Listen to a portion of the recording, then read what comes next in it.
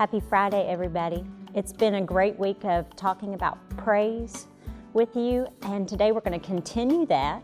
Yesterday I talked about offering those sacrifices of praise and sacrificing in your life. Today I want to talk about an offering of worship or praise, and that to me is where it's at. It's so much better than making those sacrifices, and I think everybody will recognize that in your own relationships, whether it's with your spouse or with your kids. You know, we often make lots of sacrifices for the ones we love, and that's good.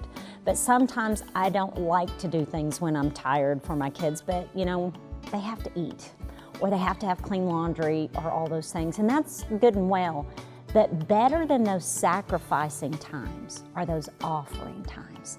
The times that you have with your kids or your spouse, just because you want to. Hey, come here, I want to watch this with you, or I want to play this game with you, or I want to do this. You know, they know the difference when you're doing something because you love them and you want to, or because you have to. And there's a huge difference. And that's all built on relationship and love. And making those offerings is so crucial to that. And I used to have a hard time with that. I didn't know, how do you have a relationship with God? You can't see Him. He's not here, is He? You know, in the flesh. So what do? That was a struggle for me a lot when I was younger.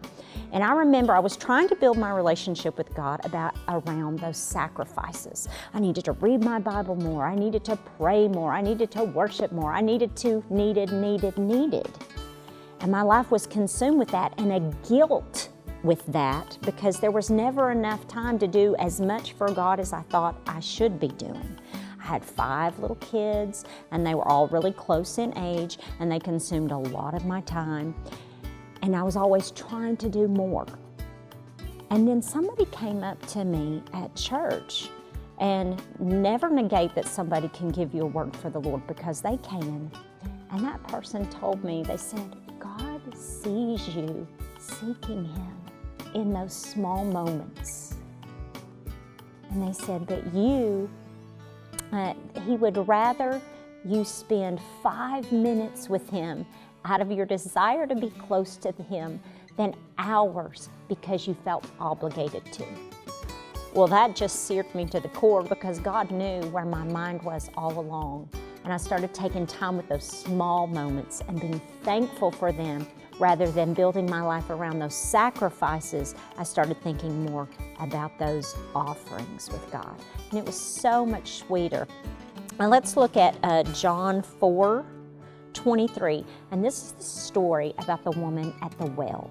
This is for one, a Samaritan woman, which people culturally, the Jews did not like her anyway, and probably the Samaritans did not like her because she had had all these men. She was a loose woman, and she had to go to the well at a time of the day when the other women didn't go because they didn't want to associate with her. But Jesus specifically goes out of His way to meet her, and that's pretty awesome. And He tells her, because she is a mess, and she's having a conversation with Him about giving him some water, and He says, you know, if you knew, you'd be asking me for water.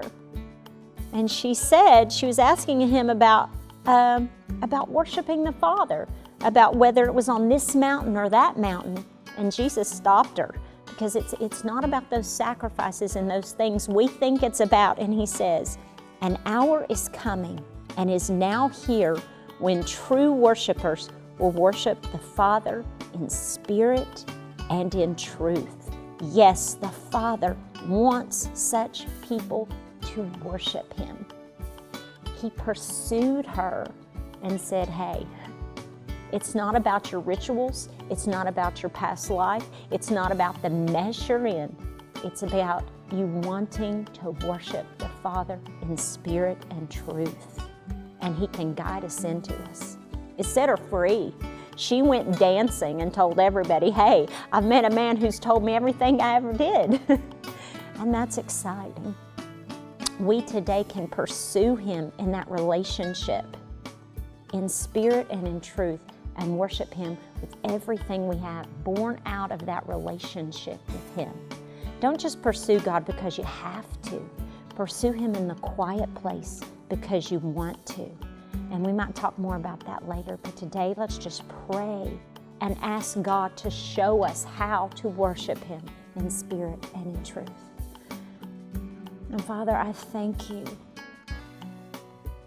that just as much as You pursued that woman at the well, You are pursuing us to find You, to love You, and to worship You with everything we have.